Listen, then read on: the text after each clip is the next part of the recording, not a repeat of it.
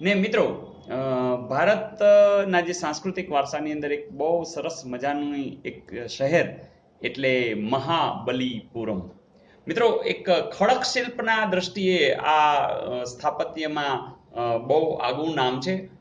પ્રાચીન ભારતનું એક આ બંદર તરીકે પણ હતું. સાગર કિનારો બહુ મસ્ત છે. મંદિર સ્થાપત્યની અંદર પણ આમનું નામ આપણે ખાસ લઈએ છીએ. ચેન્નઈથી 60 કિલોમીટર દૂર છે. તમિલનાડુની અંદર આવેલું છે. આ જે મહાબલીપુરમ એ નામ છે ને, મહામલ પરથી બન્યું હતું. મહામલ કોણ? તો મહામલ ઉપનામ હતું. કોનું? તો તમને જાણીને આનંદ થશે, પલ્લવ રાજા જે નરસિંહ વર્મન પ્રથમ છે એનું ઉપનામ હતું. તો અહીંયા તમને અહીંયા પૂરમમાં એક સાતડો પણ દેખાતો હશે. તો યસ, તમે સાચી કલ્પના કરી છે.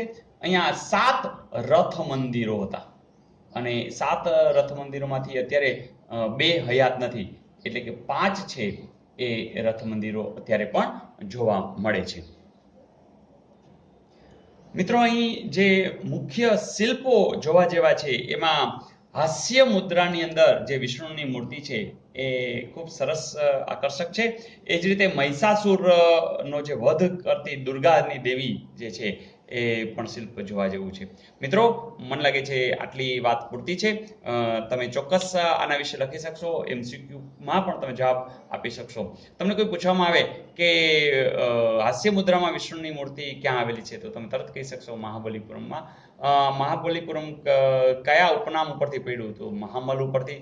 મહામલ ઉપનામ કોનું હતું? તો પલ્લવ રાજા નરસિંહ વર્મન પ્રથમનું હતું. આ ચેન્નઈથી કેટલું દૂર છે? તો કે 60 કિલોમીટર. આ મહાબલીપુરમ કયા રાજ્યમાં આવેલું છે? કે તો તમિલનાડુની અંદર.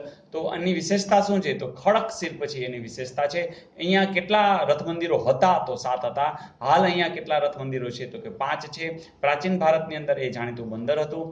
ફરીથી મંદિર સ્થાપત્યની અંદર પ્રાચીન ભારતની અંદર જે એક સુંદર અને આકર્ષક જે બેરમૂન શહેર ગણી શકાય એવું આ મહાબલીપુરમ હતું. ઓકે.